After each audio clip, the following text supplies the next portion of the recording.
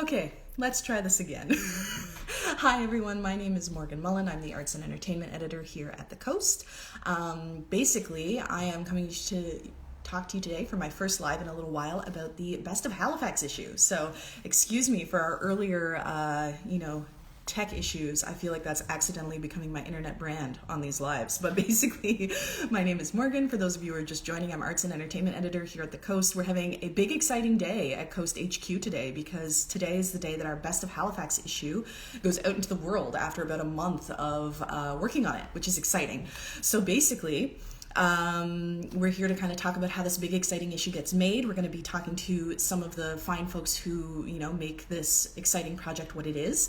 There's basically, for those of you who aren't familiar, there's 110 categories of local excellence that are awarded in the Best of Halifax Reader's Choice Awards, and those are voted on just by everyday Haligonians like yourself. 30,835 Haligonians just like yourself, if we want to be technical about it. And it's a total of 506,152 total votes cast. So all that math adds up to one thing. We are all so excited to be living in this city by the sea and seeing all this excellence around us all the time, which is a very exciting thing. So basically, we're going to be starting off the discussion of this, how this exciting issue comes together with an interview with our most voted for winner. And for those of you who are just joining, my name is Morgan, Arts and Entertainment Editor here at The Coast. It is Best of Halifax Day, our biggest issue of the year. We're really excited, and we're just talking about how that issue came together. So my first guest on this segment that has no name is Alicia Mccarvell. And chances are, if you don't already know her name, you're having a flash of recognition because you at least know her infectious smile and the electric laugh of the city's most famous TikToker.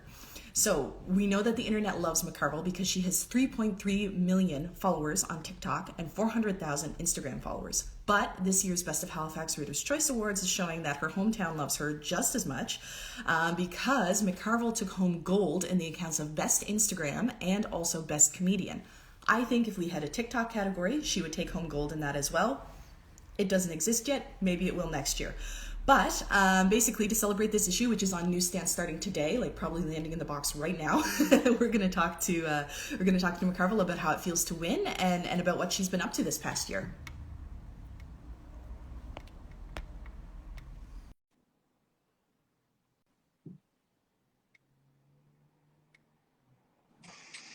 Alicia, hello. Hi. How are you today? Good. How are you? Good. It's so nice to see you. So I appreciate you being here. And for anyone who's just joining, my name is Morgan. I'm Arts and Entertainment Editor here at The Coast, and we are talking with the internet famous Alicia Mccarvell, who has won gold in Best Instagram and also Best Comedian categories. And like I say, I think you would have won Best TikTok too if that existed. So. Can you hear me okay? I don't have I might be Best of Instagram, but I have no clue how to use it. So that's well, there we go. I was but can you hear me okay? Because my AirPods aren't connected. Yes, you're good. I can hear you fine. And I think everyone in the comments, if we can't hear for some reason, let us know. Oh, people are yelling a lot about how you should have won this, which I agree. So this is great. I'm glad that we're all on the same team here. So this is awesome. I'm really excited that you're here. Excuse me that we had a little bit of tech issues. That's kind of accidentally okay. I'm sure it was my fault. So let's we're here now. Okay, so I guess to start off with, so congratulations on your big win. It was really fun interviewing you for the issue because you were in Toronto on like this fun, I almost said world tour, which is not accurate, but like meeting other famous Instagrammers in real life after a year of like not being able to meet people, which was really fun. And like kind of talking to you from your hotel room and everything. And like, I remember you getting like so viscerally excited. My favorite part of Best of Halifax is calling people and giving them this good news that they've won. And they just get so excited because it's a big deal. But I would just like to talk a little bit, I guess, about like how it feels to win and like, that sort of thing to start off with. Yeah, I mean, it was pretty cool to be nominated. I kind of had my hopes up that my name would be on a ballot there. I don't know. I'm so proud of being from here. So it's very cool to get to, have something that recognizes me from here, which I think is the biggest win for me. I honestly thought that of the categories I was nominated for, that comedian would be the last chance of me winning.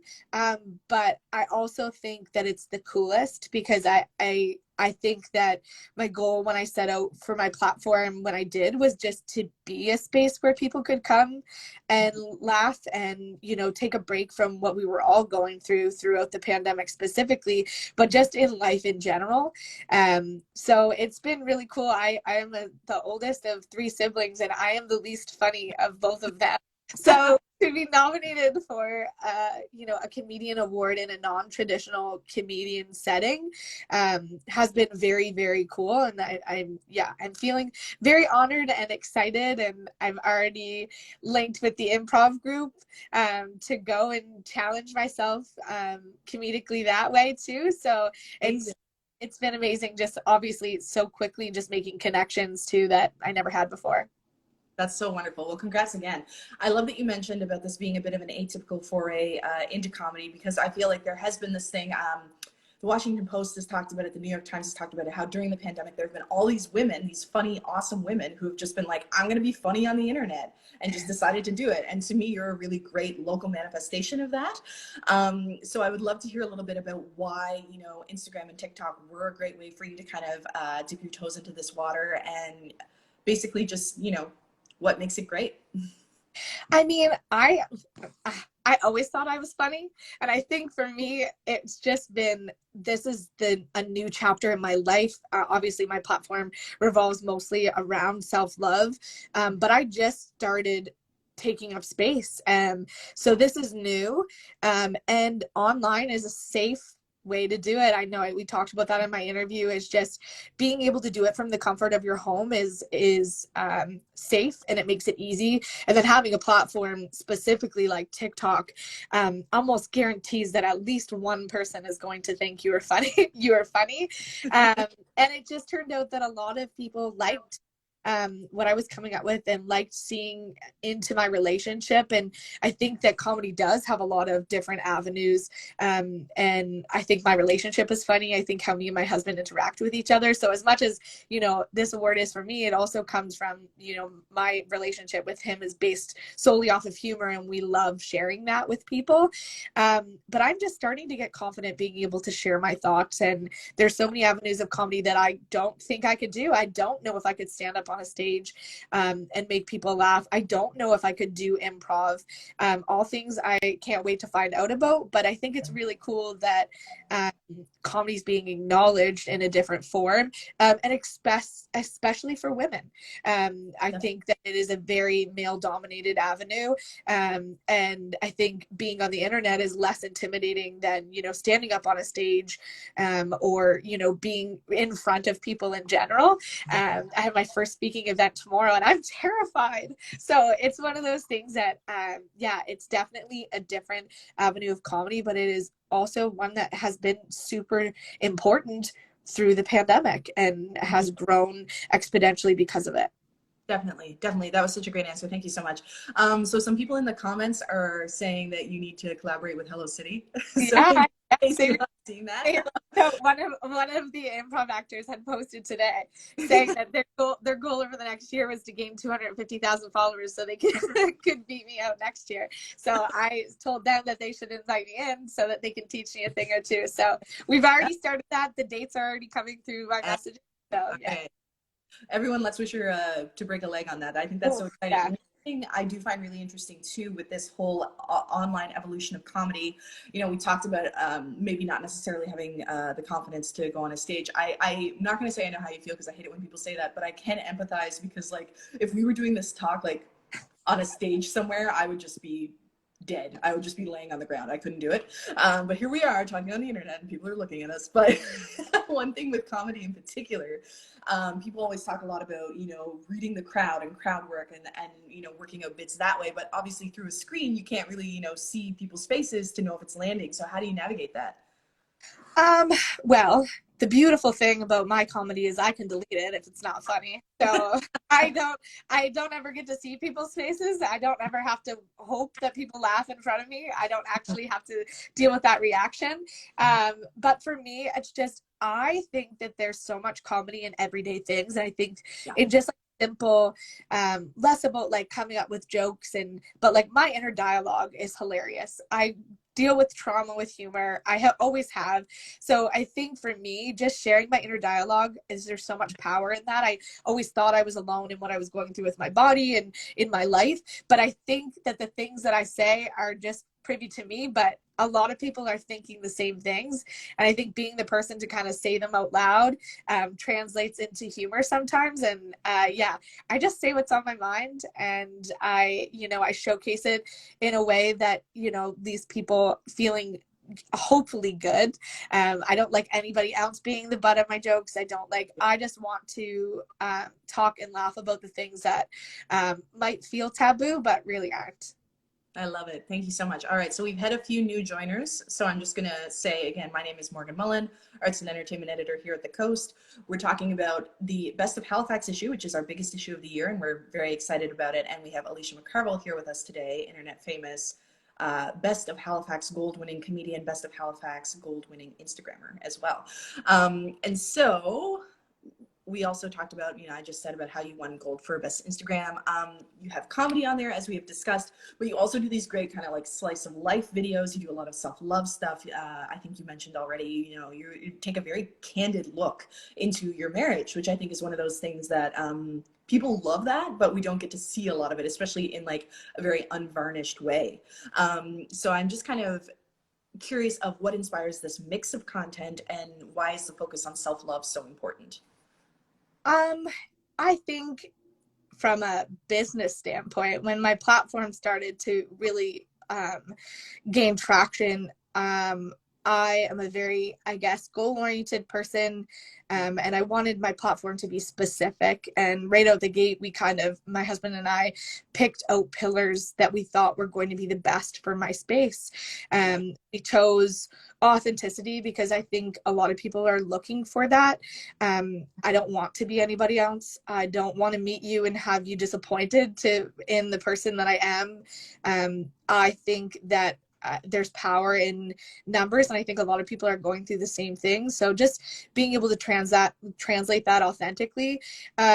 I love my relationship. We've been together for a long time. It's a cool story.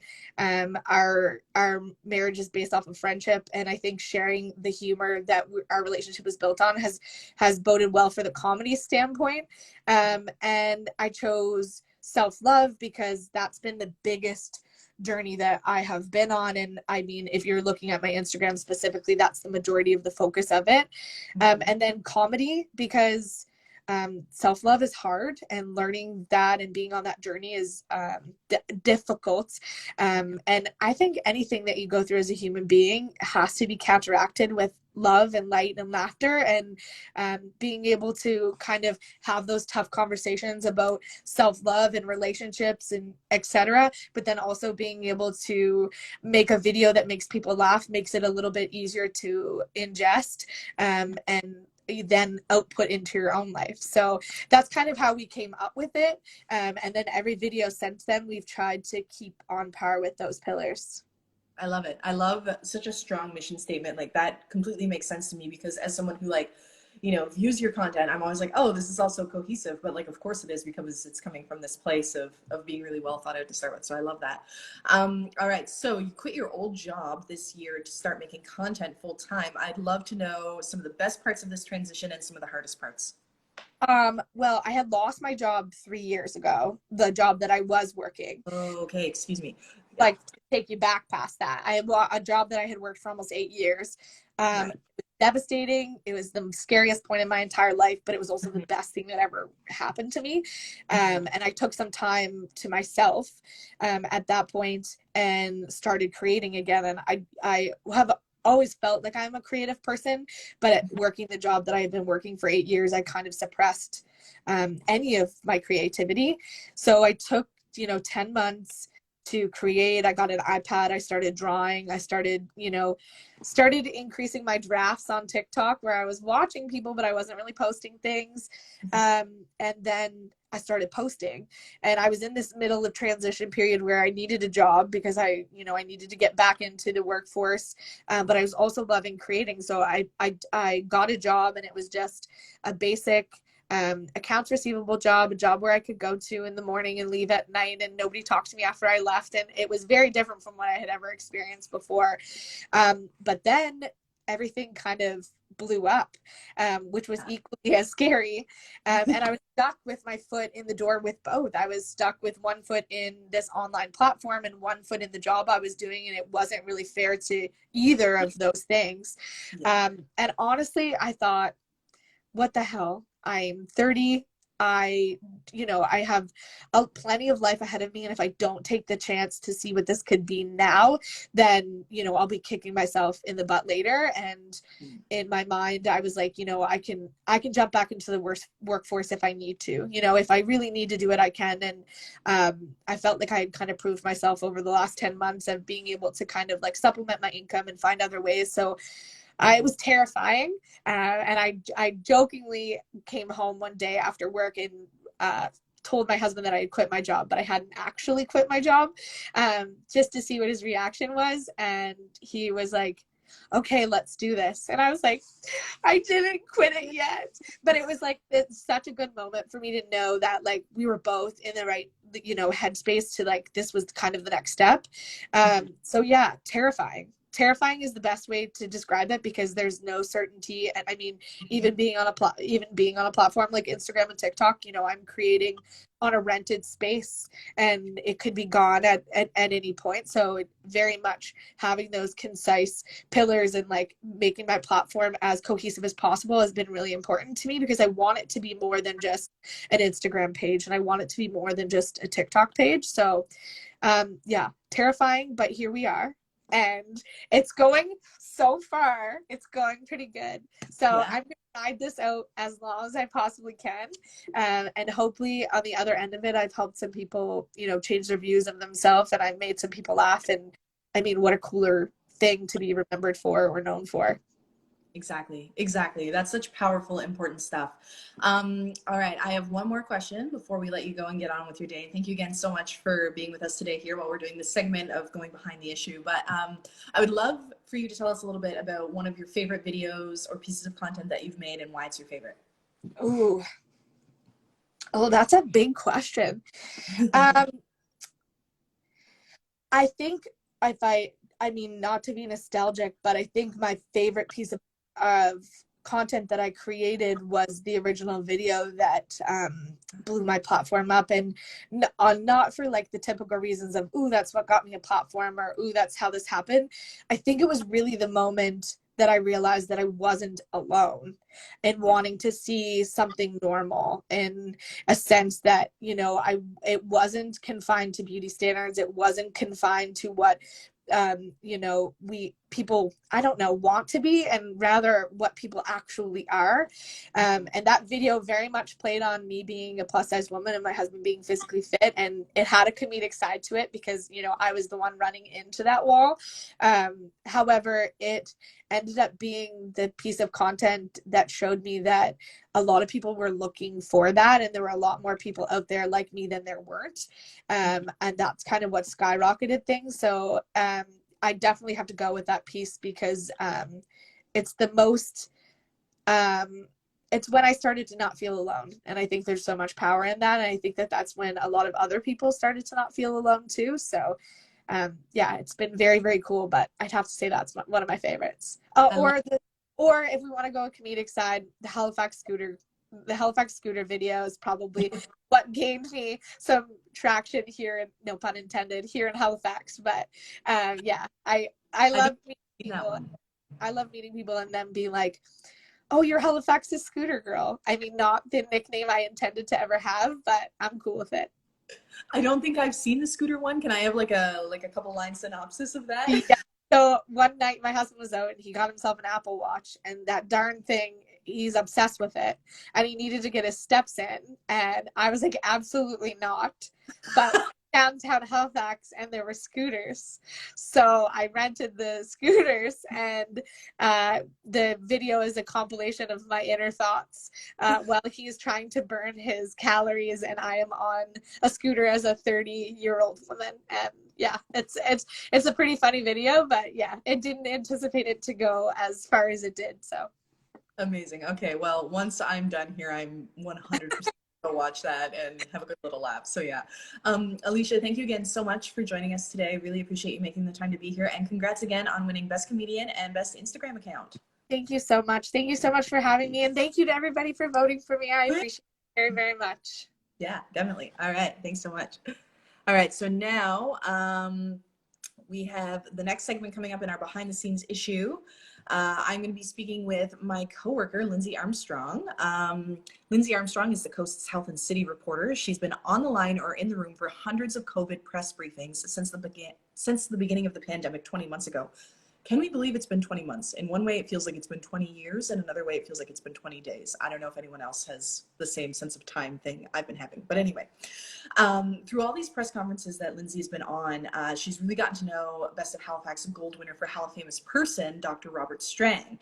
And she recently called him to let him know about the gold win. Obviously, he's too busy to be able to make time to talk to us, but we really wanted to kind of dive into why he's such an enigmatic win for Best Halifax person. So bear with me one moment here, and I'm going to invite her in to chat with us.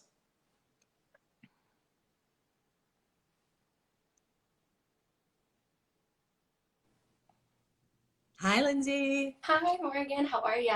I'm good. How are you? I'm doing great. Doing great. That's great. Yay. Oh, I love those earrings. Thank you very much. You're welcome. All right. So for anyone who's just joining us, because there's some new people coming into the call, my name is Morgan. I'm the Arts and Entertainment Editor at The Coast, and this is my coworker, Lindsay Armstrong, The Coast's Health and City reporter. So we are today talking about Best of Halifax, our biggest issue of the year, where 110 different local folks have been awarded awards of excellence in various categories. And basically 30,835 Haligonians have voted for these awards. So we're kind of just talking about how this big issue gets made. And Lindsay was able to interview Dr. Robert Strang, winner of Gold for Best Halifax person. And I guess to start off with, what did he think of his new status as a Halifax celebrity? Well, when I called Dr. Strang to let him know he had won gold, he laughed. He burst into laughter. He seemed quite surprised by it. Dr. Strang told me that he knew that public communications and being in front of Nova Scotians was a part of his role as chief medical officer, but obviously none of us could have ever expected that the pandemic would have become what it did. It would have gone on for 20 months. And he has been the star of the show for more than 160 COVID briefings. He's been alongside 3 different premiers over this time. He's become so well known to Nova Scotians and those beyond. He's told me that he's received cards and ties and gifts and things from people from all over the place. He's had a horse named after him at the Halifax Lancers. You can find his face on Christmas ornaments and on t-shirts. His photos have filled the picture frames at thrift stores in Nova Scotia. So you know that he really has reached that gold celebrity status for Halifax. Yeah. One day this summer I was out at Fisherman's Cove because it was a nice hot day, and there was like this giant Strang cutout attached to the end of one of the huts that people could take photos with. Which I did not partake in, but I did think it was like a fun little cultural thing. I think that there might have been a pop-up testing site there too, so I don't know if I don't know if those were related or if they were just both happening in the same parking lot. But anyway, it was like a real kind of like sign of the times of how people feel about him, which is nice. But yeah. Okay, so why do you think Dr. Strang has received such a warm reception from Nova Scotians? Certainly not all of Canada's chief medical officers are feeling celebrity status these days. Yeah, I think he is kind of unique. Not every province loves their chief medical officer the way Nova Scotians seem to love our Dr. Strang. I think it has a lot to do with consistency, his personality and his messaging. We've seen leadership changes throughout the pandemic. We've seen Dr. Strang alongside Premier Stephen McNeil, Premier Ian Rankin, and now Premier Tim Houston. And he has been this very constant presence to reassure Nova Scotians and to give us the health advice that we really need to get through this time. I think he's always sort of emphasized protecting one another and being kind to those in these essential frontline positions where they're more at risk. And he's made decisions that have been really, really difficult for all of us, for himself. He's actually had to mourn the loss of his own father from afar after implementing border closures to keep the virus under control. So he's made a lot of really challenging decisions, as all chief medical officers have, and he's done it with consistency, kindness, integrity, and I think a lot of Nova Scotians and Haligonians especially really respect and love what he's done. When we spoke on the phone, he brought up his community of Fall River, which isn't too far, and he says that he's had meals delivered to his family from community members, from his friends, and he says while it's been challenging, overall he's felt that warm reception, and he's certainly very, very thankful for the Haligonians that thought he deserved gold for best Hali famous person. I love that. And I didn't know that detail about his father passing away during this time. So that's really interesting.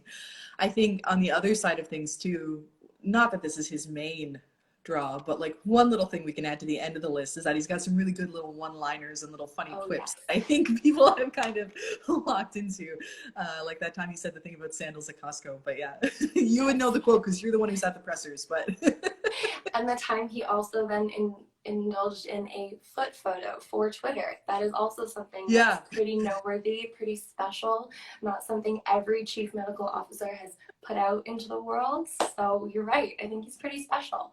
Burned on all of our retinas forever. But forever. Okay, when do we think Dr. Strang is finally gonna, take a bit of a well-earned vacation? That is such a great question, and that's exactly what I asked him when we chatted a couple weeks ago. So he's actually taken a tiny bit of time away this week. If you were following COVID news, you'll notice that on Monday, the Deputy Chief Medical Officer, Dr. Shelley Deeks, took the lead while he was away. But aside from this sort of short time now, Dr. Strang has really never been away. This marks one of the very, very few occasions that Dr. Strang wasn't front and center at a COVID briefing. He told me that he hasn't taken substantial time off since the pandemic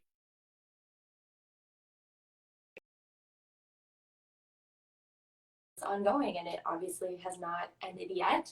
And even in the summer of 2020, Dr. Strang was dealing with skin cancer, and he went to New Brunswick for treatment, and he wasn't even gone a full week.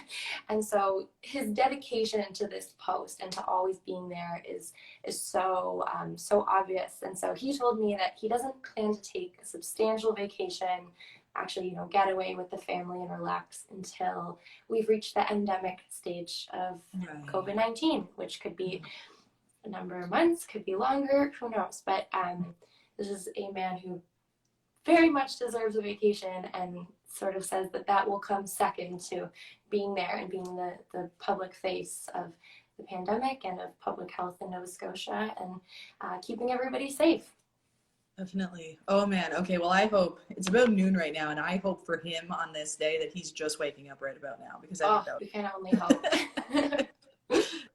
Lindsay, thank you so much for coming in to take us behind the scenes with Dr. Strang, who is been a real interesting figure of these times. So just once again, for anyone who's just joined us, my name is Morgan. I'm Arts and Entertainment Editor here at The Coast, and I'm speaking with Lindsay Armstrong, The Coast's City and Health Reporter, and we're just talking about our Best of Halifax issue, which is on newsstands today, and it has 110 different categories that the City of Halifax has voted for, different local excellence of everything from like best restaurant to best folk album, and two of the people who made the issue what it is were Dr. Strang for best Hali famous person and Alicia Mccarvell for best Instagram and best comedian. So go on out and pick up a copy on stands. Check it out. Thank you so much, Morgan. Thank you. All right, I'll see you this afternoon, and have a great day to everyone else. Bye. Bye.